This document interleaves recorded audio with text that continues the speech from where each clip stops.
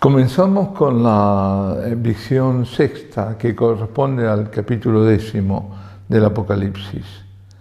Dice el padre Castellani al comienzo: como de costumbre, San Juan se detiene antes del séptimo septenal, que es la parusía. Es decir, siempre llega a 7. Ahora eran 7 trompetas, se detiene en la sexta. Antes habían sido los 6 sellos, se detuvo en el sexto. E intercala en este caso 3 visiones: el libro devorado, la meditación del templo y los 2 testigos. La visión del libro devorado parece ininteligible y aún contradictoria. El ángel le dice: no escriba. Es decir, siempre ha dicho que escriba, pero esta vez dice no. No escriba la voz de los 7 truenos o tubas o trompetas. Y él ya las ha escrito, las 6 primeras. El librito que se le da es como miel en su boca y amargo en su vientre. Cuando parece al revés debería ser, ¿no? Eso pasa en el Antiguo Testamento, es al revés, ¿no? El libro que se devora es amargo y después es dulce. Este es al revés, es dulce en el paladar y amargo adentro. Y finalmente el ángel le dice sellar las 7 tubas, es decir, celarlas, y después le manda que profetice a todos los reinos y reyes. El librito que se le da a Juan aquí es diferente del libro de los 7 sellos que el Cordero abre al comienzo. Este librito no es otro que el mismo Apocalipsis terrenal, el que escribió. El otro libro celeste son los planes de Dios sobre el mundo y la cifra de su presciencia, lo que ya sabe Dios de todo, y providencia. De modo que el libro es la causa, el libro que hable el Cordero, que es el único que puede abrir los sellos, los 7 sellos del Cordero. Ese libro es la causa de las visiones del profeta.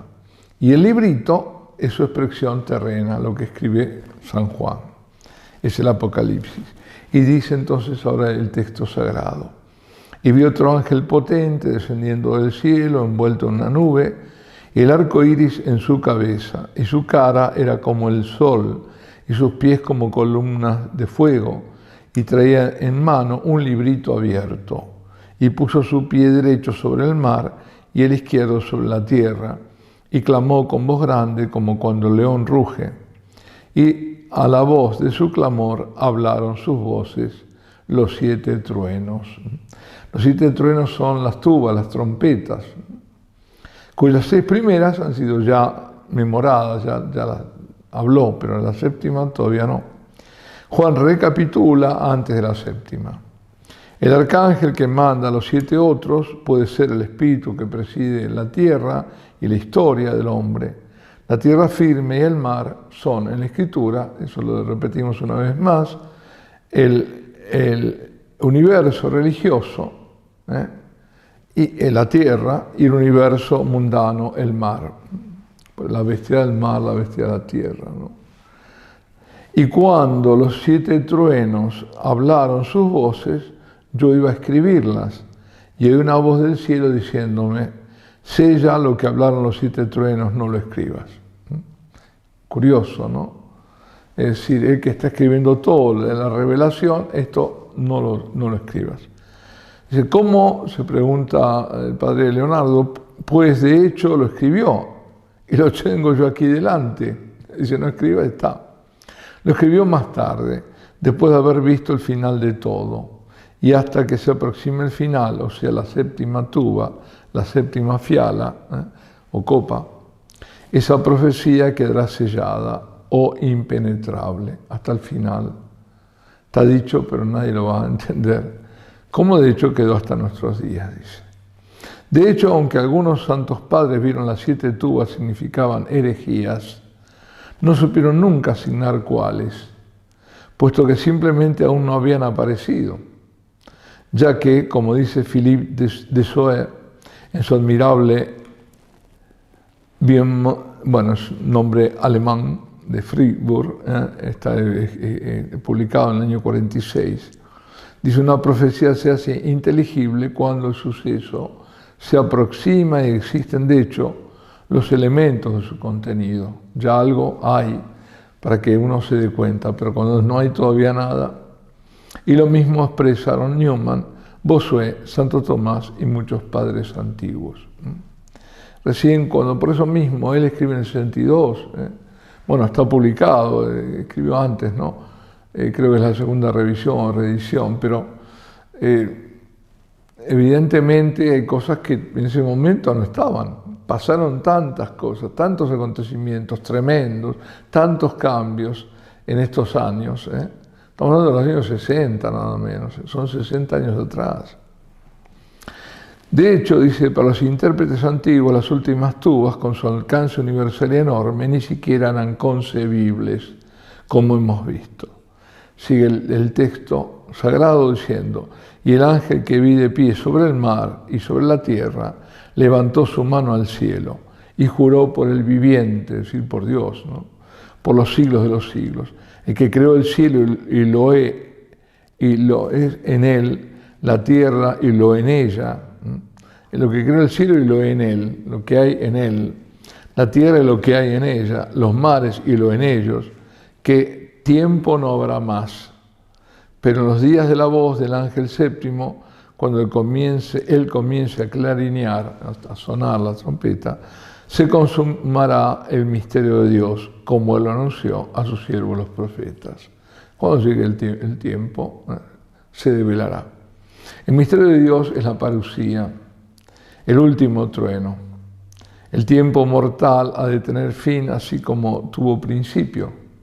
Otra clase de tiempo, o evo, no es el tiempo de acuerdo a nuestra realidad espacio-temporal, sino otro. Vige para los inmortales, el evo, ¿no? El cual no es regido por la revolución de la Tierra y los astros. Los cambios no vienen por ese lado. Porque ¿qué indica el tiempo? El cambio. Hay mucha amiga, dice para el filósofo en esta frase del ángel, el tiempo se acabó. El fin de la creación de Dios es intemporal, aunque hacia ese fin se mueve el tiempo. El término y el fin del mundo no coinciden omnímodamente, pues sabido es que un movimiento puede llegar a su término sin alcanzar su fin. Simplemente puede fracasar, como han fracasado tantas grandes empresas humanas, comenzando por la Torre de Babel y acabando por la Sociedad de las Naciones, la Naciones Unidas, lo que es ahora, ¿no? El término de la historia, se han puesto la Sociedad de las Naciones para que justamente lo que se trataba era de buscar que no hubiera más guerras, ¿no? Y bueno, así terminan las obras humanas. Hay dice el padre, una llamada, una nota, fin en castellano significa a la vez término y objetivo de un movimiento. Por eso no dice un fin, pero bueno, una cosa es el objetivo y otra es hacia dónde termina, ¿no? El término de la historia será una catástrofe, pero el objetivo divino de la historia será alcanzado en una metahistoria, sin más allá de la historia, que no será una nueva creación, sino una transposición, pues nuevos cielos y nueva tierra significa renovadas todas las cosas, de acuerdo a su prístino patrón divinal. No dice, no es una nueva creación, sino que es una renovación de las cosas ya creadas. Y así dice como la providencia y la acción, incluso milagrosa, del albedrío de Dios, Dios es libérrimo, ¿no? Acompaña a la historia del albedrío del hombre, así en su resolución y fin intervendrán ambos agentes, la libertad del hombre y la libertad de Dios. Y por eso el fin del mundo será doble para el hombre y bajo la perspectiva divina, ¿no?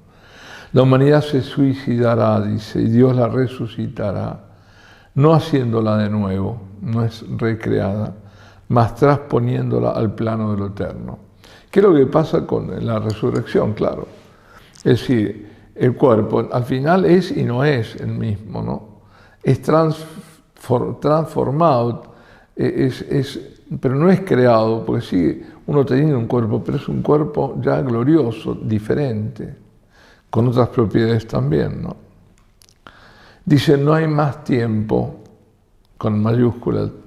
El tiempo humano se convierte en espacio, en la Nueva Jerusalén. Claro, ¿por qué dice espacio? Porque la visión que tiene de la Nueva Jerusalén, que es cúbica, estable y definitiva, es en suma el final de un ciclo humano y el comienzo de otro, el reino de 1000 años, tras el cual no hay más ciclos, y su reino no tendrá fin. No es fácil todo esto, ¿no? Evidentemente, no lo es. Y sigue diciendo el texto, y una voz oí del cielo, de nuevo hablándome, ve y recibe el librito abierto del ángel sobre la tierra y el mar. El librito estaba abierto, el que tenía el ángel, ¿no? Es decir, no estaba sellado, no hay un secreto ahí, ¿no? Y fui al ángel diciéndole, me entregara el librito, y díjome, toma y devóralo. Y él hará amargar tu vientre, pero será en tu boca dulce como miel. Tomé el librito de mano del ángel y lo devoré, y al devorarlo era en mi boca dulce como miel, y amargóse mi vientre, y díjome, conviene de nuevo profetices a las gentes, a pueblos, lenguas y reyes muchos. La misma historia enigmática del libro Dulce Amargo se halla en Ezequiel. Ese es lo que yo me refería antes, ¿no? Pero era al revés, creo. Después la visión del trono de Dios que también reproduce Juan, muy modificada, aunque parece que el rollo de la profecía es solamente dulce. Le fue amargo primero al ser llamado por Dios a profetizar. El don de profecía es dulce al profeta, es una luz, una comunicación de Dios, pero cuando Juan consideró su contenido, lo hirió de compasión por los desastres y calamidades que la suya contenía. Supongo que es eso. Porque él dice, ¿por qué siendo dulce se volvió amargo? Por lo que el contenido. Y dice, lo sé porque a mí me pasa lo mismo. Sin ser profeta, mas solamente hijo de profetas, o sea, traductor y expositor, Meturgemán.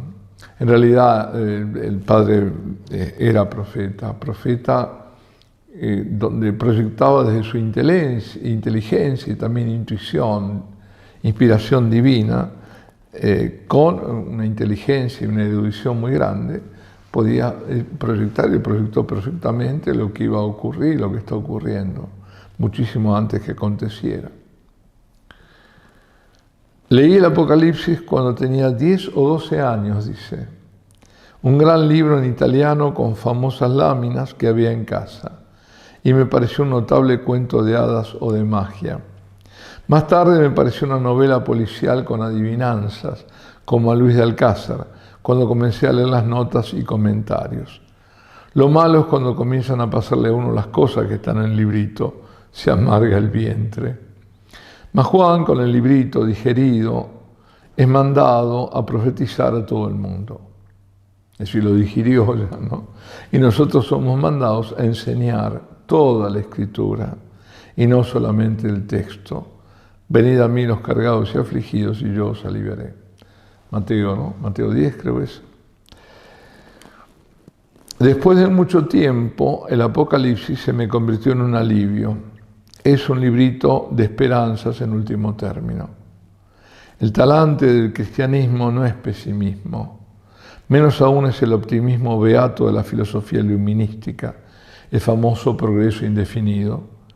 La profecía cristiana nos da una posición que está por encima de esos dos extremos simplistas, en donde caen hoy todos los que no tienen el sello de Dios en sus frentes, ¿no? O el pesimismo, o un optimismo tonto y absurdo. El mundo va a una catástrofe intrahistórica dentro de la misma historia, que condiciona un triunfo extrahistórico, está fuera de la historia del triunfo, claro. O sea, una transposición de la vida del mundo en un transmundo y del tiempo en un supertiempo, en el cual nuestras vidas no van a ser aniquiladas y luego creadas de nuevo, sino, como es digno de Dios, transfiguradas ellas, todas por entero, sin perder uno solo de sus elementos. Qué magnífico, ¿eh? Y es así, absolutamente así. Y vemos cómo el demonio es el mono de Dios, ¿no? Como ahora se habla estos del transhumanismo, ¿eh? Pues aquí nos quedamos.